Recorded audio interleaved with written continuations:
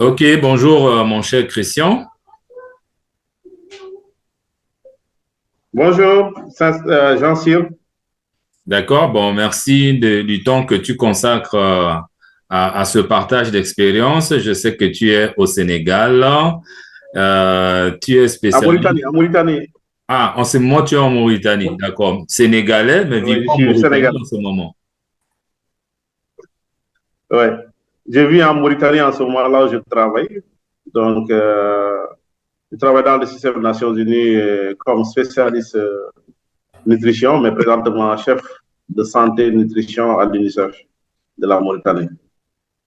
Ok, très bien, merci. Alors donc aujourd'hui, nous allons parler essentiellement de la nutrition des porcs parce que aujourd'hui, en Afrique, beaucoup de gens veulent se lancer dans la production porcine, mais généralement, ou le plus souvent, la question de la nutrition revient de temps en temps.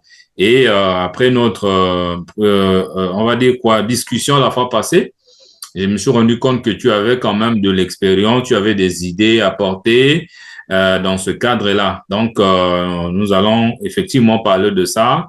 Qu'est-ce que toi, tu as découvert dans ce sens-là ou qu'est-ce que tu as fait, des astuces qui ont produit des résultats? Parce que effectivement, ce que nous utilisons, l'aliment venant d'ailleurs, parfois ça marche pas, parfois ça coûte cher, parfois on s'en sort pas. Donc, si tu peux vraiment nous partager ton expérience, par où tu as commencé, Mhm, comment ce que mhm, tu as fait et quels sont les résultats que tu as pu avoir. Voilà un peu l'objectif de cette vidéo. mhm. OK, j'arrive. D'accord.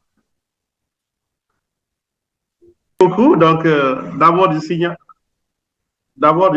que je suis venu dans l'élevage parce que j'aime les animaux. Donc, mon amour pour les animaux depuis mon enfance m'a permis, même dans ma profession, d'avoir toujours, durant mes temps de repos, durant mes congés, durant les week-ends, à me consacrer à des activités que j'aime, comme l'élevage. Donc, c'est ça qui m'a permis de m'intéresser au porc d'abord. Donc, j'avoue qu'au début, je n'avais pas beaucoup de connaissances au niveau des porcs. Donc, ce que j'ai eu à faire, c'est de pouvoir demander des conseils ça et là, des vétérinaires qui habitent dans ma région natale. Et les techniciens vétérinaires m'ont donné des conseils sur l'alimentation. Et à force qu'ils me donnaient des conseils sur l'alimentation, moi-même, j'ai découvert que j'avais un potentiel en tant que professionnel nutritionniste que je pouvais exploiter, que je pouvais moi-même exploiter ces connaissances parce que le fait que je gère la nutrition des enfants, des femmes enceintes, je voyais qu'il y avait une corrélation avec les animaux.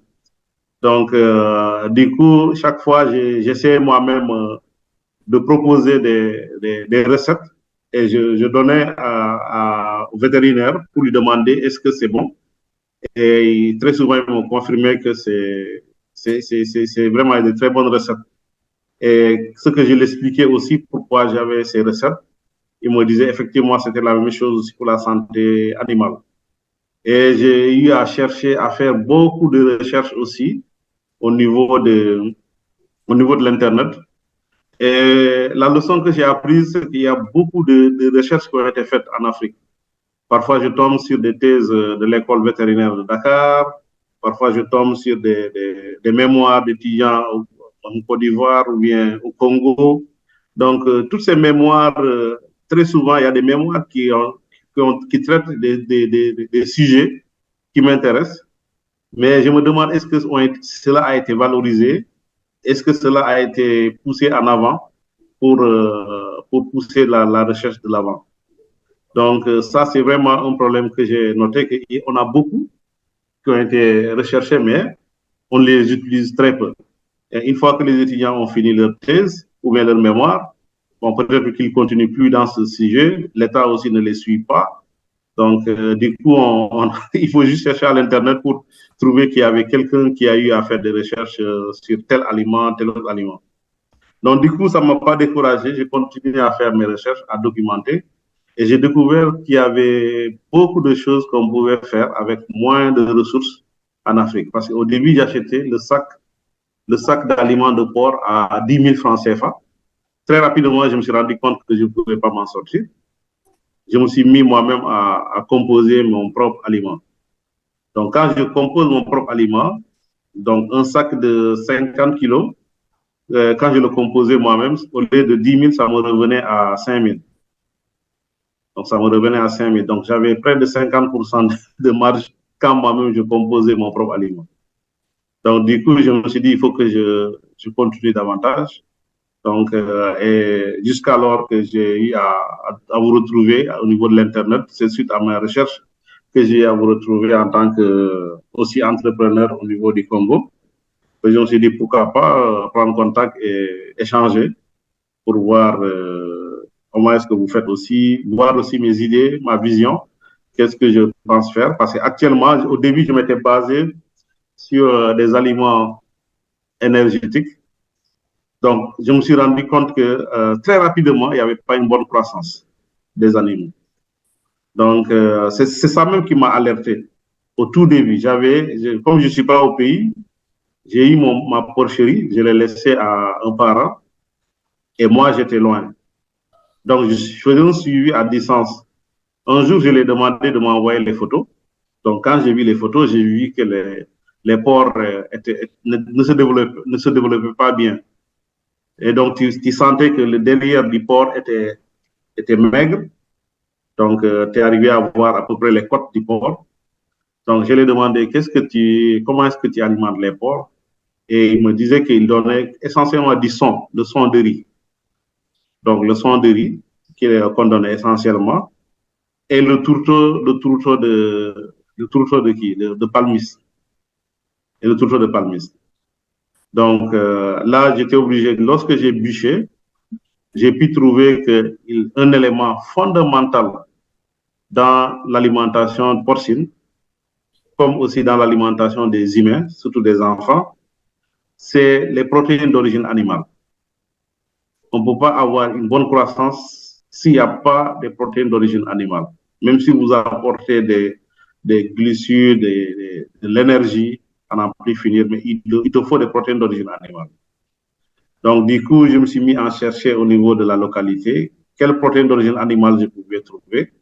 Heureusement, au niveau du Sénégal, nous avons le poisson. Nous avons beaucoup de poissons. Donc, j'ai pu trouver qu'on pouvait trouver le poisson, la poudre de poisson, la farine de poisson du moins, que j'ajoute au niveau de ma ration, à raison d'un maximum de 20%.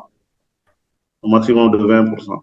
Et quand il y en a moins, parce que je diminue jusqu'à 15% parfois. Donc, dès que je l'ai mis en œuvre, cela a rapidement fait bouger la croissance des porcs. Et jusqu'à présent, j'ai toujours la farine de poisson avec moi. J'avais ajouté aussi des protéines d'origine végétale, qui sont le tourteau d'arachide, parce que nous sommes un pays producteur d'arachide. Mais ça aussi, c'est une leçon que j'ai apprise. Très rapidement, les grosses entreprises qui font de la provente ont commandé tout le tourteau de toutes les huileries. Donc, nous, les petits producteurs, on n'arrive pas à trouver le tourteau facilement. Donc, pourtant, le tourteau, lorsque je l'associais avec la farine de poisson, ça permettait d'avoir beaucoup plus d'efficacité. Donc, présentement, le tourteau de l'arachide, j'ai du mal à le trouver. Aujourd'hui, j'ai fait une commande à l'huilerie de ma région. Depuis plus de 4 mois, je n'arrive pas à trouver ce tourteau d'arachide.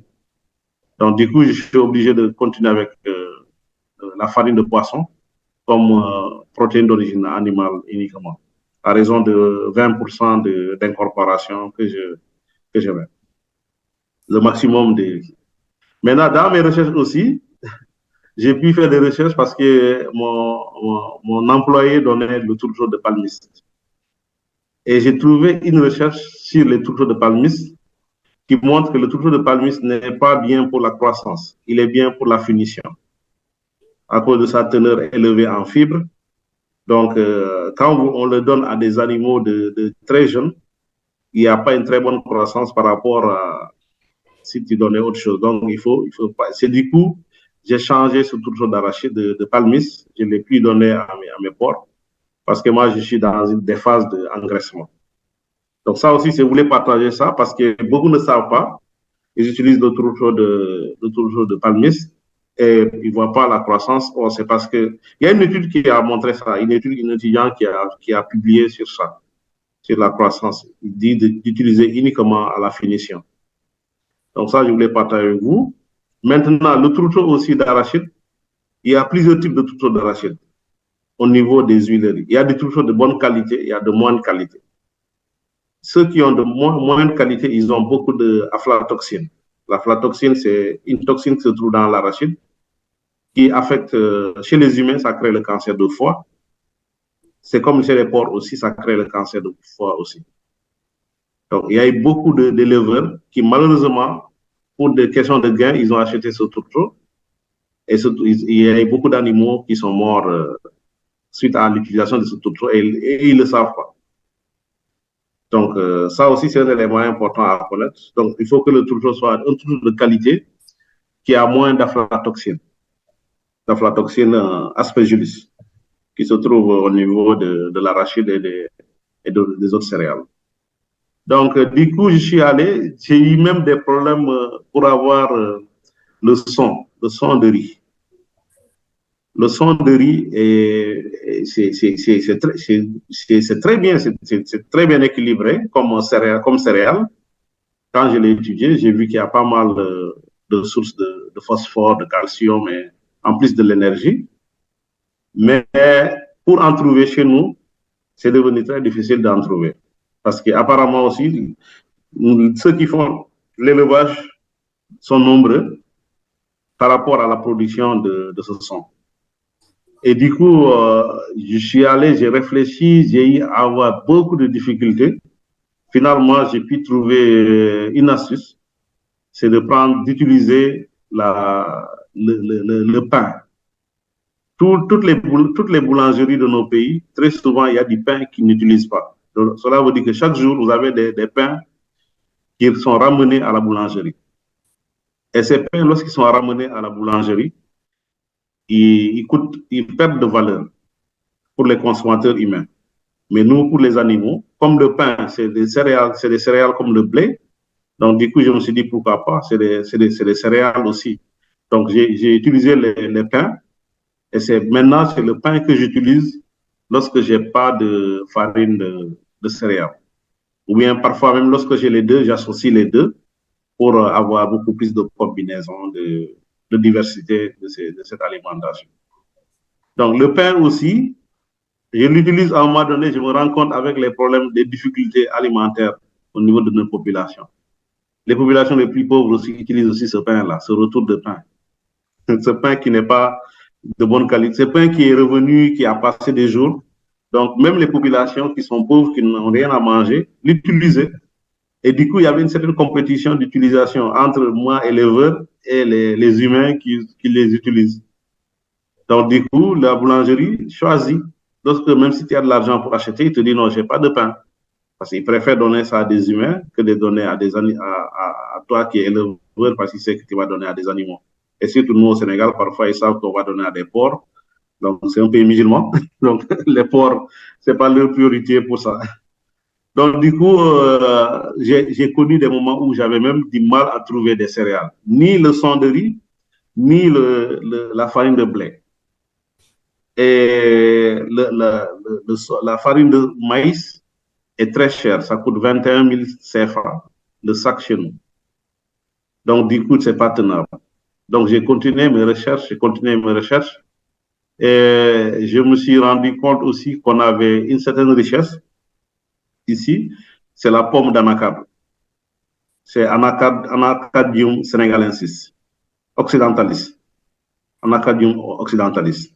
Donc, ces pommes d'anacarde sont très riches en glucides. Donc, ils sont riches en glucides, ils sont riches en vitamine C et en magnésium. Donc, ces pommes d'anacarde, nous avons une période qui commence maintenant jusqu'en juin, juillet, où il y a beaucoup de pommes d'anacarde. Les personnes utilisent les noix d'anacarde et ils extraient le jus. Il y a même d'autres qui n'extraient pas le jus de la pomme et ils jettent la pomme. ou bien lorsqu'ils extraient le jus, après il reste une partie des déchets. Ces déchets-là sont souvent laissés en brousse sans être utilisés. Donc je me suis dit, bon, ça, voici une bonne source pour, pallier. Donc présentement, ce que je suis en train de faire, je sais qu'il y aura des ruptures après le mois de juillet. Donc je suis en train moi-même de faire sécher ces pommes d'anacarde, ces déchets de pommes d'anacarde. Je les fais sécher, je les mets dans des sacs. Donc, je les fais sécher, je les mets dans des sacs pour que, au moment où on n'en a pas à l'hivernage, nous pouvons utiliser ces pommes d'anacarde un peu mélangées avec un peu de son de riz. Donc, avec de la farine de poisson, cela va permettre de composer mon aliment. Et je me suis rendu compte aussi que nous avons aussi des potentialités chez nous, au niveau du sud du Sénégal. Nous avons beaucoup de mangues. Nous avons des manguiers. Et les mangues, tenez-vous bien, il y a une période où il y a beaucoup de mangues qui tombent. On n'arrive pas à toutes les consommer. Même les animaux choisissent les mangues qu'ils consomment. Vous allez voir des animaux qui viennent, lorsque la mangue est tombée depuis une journée, l'animal ne va même pas manger cette mangue. Il va préférer aller manger une mangue qui est tombée toute fraîchement. Donc, j'ai vu même des humains courir après les animaux, des animaux courir, un humain courir pour aller chercher une mangue qui vient juste de tomber. Donc, du coup, ces déchets qui ne sont pas utilisés, ces mangues-là, mon idée, ma vision maintenant, c'est de pouvoir les sécher, et de pouvoir les conserver jusqu'à j'en aurai pas de mangue fraîche, de pouvoir les remettre juste dans de l'eau, ça va les faire revenir et plus d'autres ingrédients, je vais pouvoir les utiliser. Donc, nous avons aussi d'autres sources de protéines et de calcium chez nous, c'est les coquilles des huîtres. On a beaucoup d'huîtres chez nous, donc là, j'ai pu découvrir ça et j'ai cherché à faire de la poudre d'huître que j'ajoute à chaque fois, que j'incorpore à chaque fois à raison de 2% dans mes préparations. Donc, pour le calcium et aussi, ils ont un peu de protéines aussi. Donc, j'ai fait beaucoup de ces testing. Maintenant, je suis rentré vers les feuilles. Je me suis rendu compte que dans l'alimentation de ces animaux, il faut beaucoup de vitamines et minéraux. Donc, j'ai acheté des complexes vitamines minéraux. Un complexe vitamines minéraux. Donc, là, je l'achète chez le vétérinaire. Mais après, je vais aussi au-delà de ça. Je me suis dit, je veux que dans mon alimentation, qu'il y ait du verre. Le verre, cela veut dire que je regarde les feuilles qui sont consommables, comestibles. Je les fais sécher à l'ombre et je les transforme en poudre et je fais une incorporation à raison de moins de 10%, maximum 7%. Donc, et là, je me suis rendu compte que je suis tombé sur une étude faite au Nigeria sur les feuilles de manguier. Ils ont rendu compte que les feuilles de manguier, à raison de 0,7%, permettaient vraiment une bonne croissance des poulets. Donc, au niveau du Nigeria, c'est une étude qui a été étudiée là-bas, qui a été même publiée. Donc, du coup, j'ai fait exprès de faire une expérience. J'ai cueilli les feuilles de manguier que j'avais chez moi. Et lorsque je les donnais à mes poulets, les poulets se sont mis à picorer les feuilles très rapidement. Donc, pourtant, jusqu'à présent, quand je l'ai dit à mes amis, ils rient de moi, ils disent que vraiment, tu es devenu vraiment fou, quoi. Parce qu'ils n'arrivent pas à imaginer qu'ils ont sous leurs yeux, parce que nous avons beaucoup de manguiers, ils ont sous leurs yeux un aliment d'extrême richesse. Et quand j'ai regardé la composition, j'ai vu aussi sa richesse en calcium, en magnésium et en anti-inflammatoire. Donc, c'est un aliment aussi qui est très riche. En plus des feuilles de baobab, des feuilles de manioc et de moringa, qui peuvent être associées à tout ça. Et là, hier, j'ai cherché même les feuilles d'anacarde aussi, donc qui peuvent être associées à cette alimentation. Nous avons aussi chez nous ce qu'on appelle le Parkia biglobosa. Je ne sais pas si vous le connaissez ce nom, le Parkia biglobosa. Non. C'est le néré. On l'appelle le néré. Le néré. On l'appelle le néré. Donc, le néré, donc, je ne sais pas si le néré, vous pouvez regarder, parce que finalement, je suis moi-même en train de faire, je sais quoi, je fais une cartographie de tous les aliments qui sont très nombreux. Et le néré est jaune, c'est un arbre sauvage. Il produit des fruits qui sont jaunes. À l'intérieur, c'est jaune. Et là, nous l'avons beaucoup chez nous, mais malheureusement, actuellement, c'est négligé. Je ne sais pas si vous pouvez me permettre de partager mon écran, parce que là, je pense que vous avez... Pour que je vous montre ce que je suis en train de faire, quoi. Ok, allez-y. Ouais, ouais. Vous pouvez me permettre de partager? Parce Attendez, qu'on me dit que c'est... attendez. Ouais, là c'est bon. Ok, donc ça c'est ma bibliothèque de botanique. Donc, vous connaissez ça hein, au Congo, ça? Attendez. Ah ça? Ouais. Le Hein? néré. Non, je connais pas le néré. Non, non. Regardez bien comment c'est. On appelle Sumbala aussi au Mali. Donc, ça, chez nous, peut-être c'est un arbre de la savane. Ah oui, hein. Donc, vous avez vu Nous c'est la forêt, hein. Sa composition en kilocalories. Vous avez vu, c'est 400 kilocalories, 36 grammes de protéines, les lipides, et beaucoup de fer et vitamine B.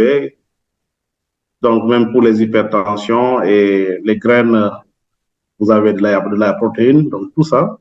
On l'utilise comme des condiments. Et ce pulpe qui est jaune, on en a plein en mois de juin chez nous. Et présentement, les humains, au début, les gens en consommaient. Mais maintenant, de plus en plus, avec la modernisation, les gens préfèrent consommer le pain. Donc, ils négligent ces aliments. Donc, moi, je vais les prendre pour mes animaux. Je suis dans l'alimentation des animaux. Donc, voici sur l'alimentation. Grosso modo, comment je suis dans mon aventure, dans une belle aventure, dans une belle aventure de... Donc, ça, c'est les pommes, comme je vous ai dit tout à l'heure. Donc, c'est là.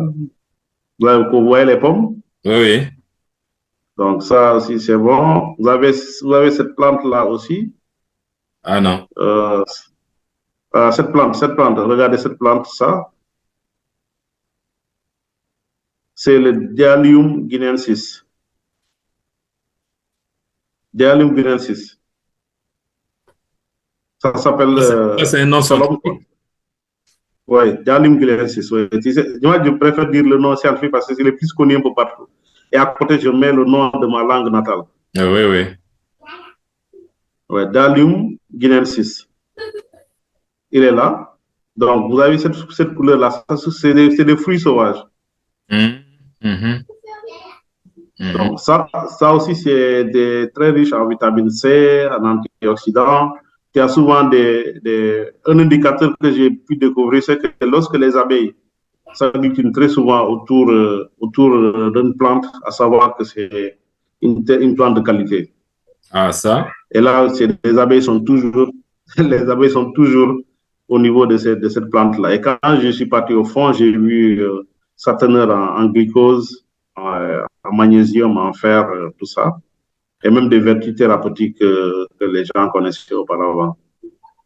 En tout cas, donc, sans t'interrompre, ce qu'on va faire avec toi, on va prendre plante par plante, on creuse, on voit ses vertus, on voit comment on peut l'utiliser dans tel aliment pour atteindre tel objectif. Parce que là, je me rends compte qu'en Afrique, nous avons tout, hein. Et je pense que l'idée de fabriquer les aliments de nos élevages avec les intrants locaux était vraiment la bienvenue, hein, parce que finalement, on peut faire mieux avec ce que nous avons qu'avec ce qu'on pourrait faire venir de l'extérieur, hein. Ça, c'est vraiment la réalité, hein. Ouais. Ouais. Ouais. Et surtout pouvoir en garder longtemps, parce que souvent, c'est saisonnier. C'est saisonnier. Voilà, donc, maintenant, le travail, ça va être à ce niveau-là. Oui. Le travail, ça C'est va de être au sécher et niveau de de la pouvoir conservation. garder. Oui, oui. Mhm. Effectivement, effectivement, Mhm. effectivement. Donc, ça, j'ai beaucoup travaillé là-dessus. La Mhm. farine de poisson, on en a ici. Maintenant, j'ai découvert aussi que je pouvais aller vers autre chose de plus intéressant aussi. Mhm. C'est le sang, la poudre de sang. Mhm. La poudre de sang. En Afrique, on a, dans toute l'Afrique, on a des, comment on appelle, des boucheries. Oui, oui. Et dans ces boucheries, je me suis demandé, mais où se trouve le sang? Où est-ce qu'ils amènent le sang? Où est-ce qu'ils amènent le sang? Mais ils le jettent par terre, cette salle là-bas, ce n'est rien. Tu peux arrêter ton partage de... Personne ne... Mhm. Donc, attends, stop, chérie. Je me disais que cette farine, cette qui est, le sang, non, pas vrai. Les gens, le sang qui est jeté par les, comment ça s'appelle, les boucheries là. Oui. Ce sang peut être utilisé pour faire la farine de qui? Comment ça s'appelle? La farine de sang. Et cette farine de sang est très riche en protéines. En protéines. C'est 80% de protéines. Wow. Et il suffit juste je suis parti chercher. J'ai vu qu'il suffit juste de faire bouillir le sang. Donc, quand tu fais bouillir le sang, tu vas évaporer l'eau. Donc, ça va devenir coagulé. Et cette masse qui a coagulé, vous la séchez. Et quand vous la séchez, donc vous incorporez après quelque chose qui a 80 grammes, 80%. C'est beaucoup plus que le poisson encore. Wow.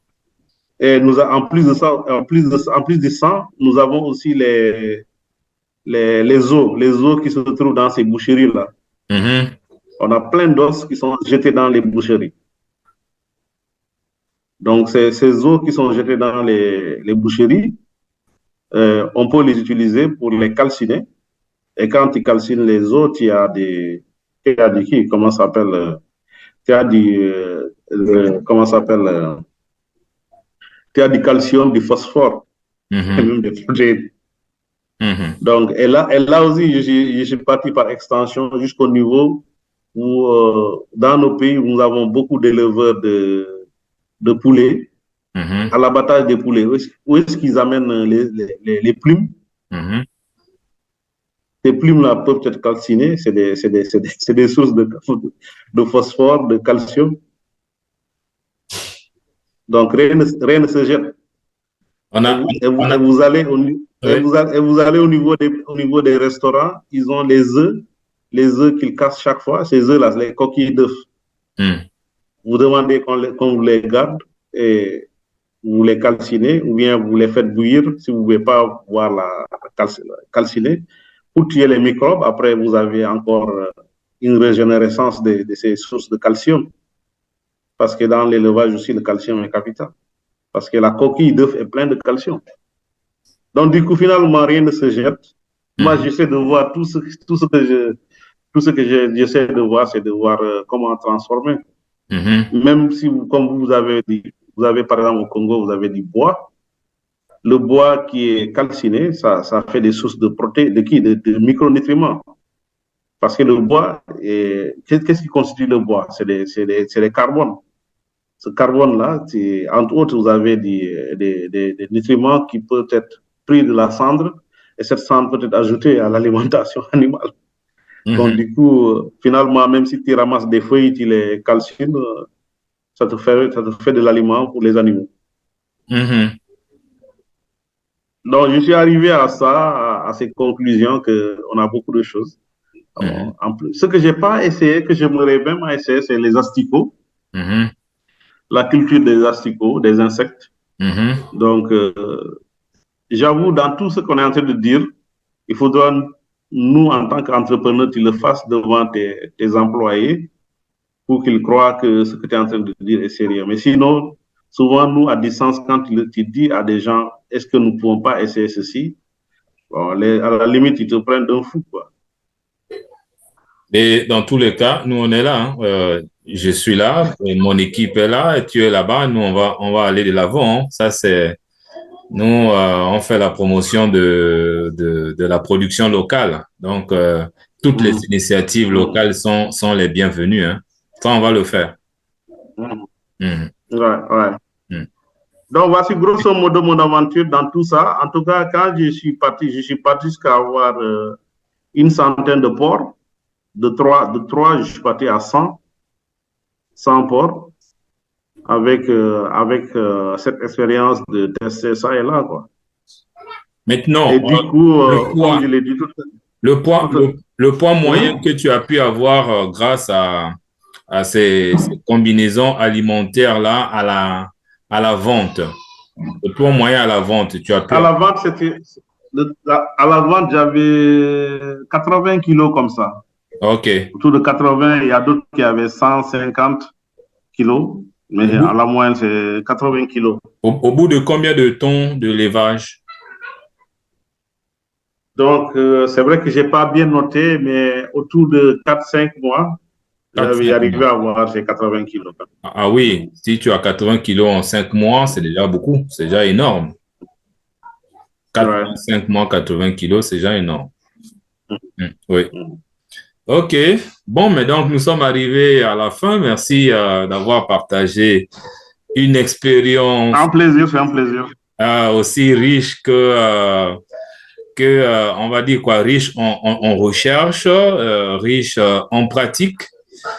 Et tous ceux qui vont suivre cette vidéo vont certainement avoir des idées à mettre en œuvre de toutes les façons.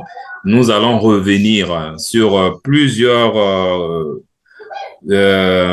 intrants que tu as cités ici, les produits agricoles que nous pouvons élever partout. Donc, merci Christian d'avoir investi ton temps.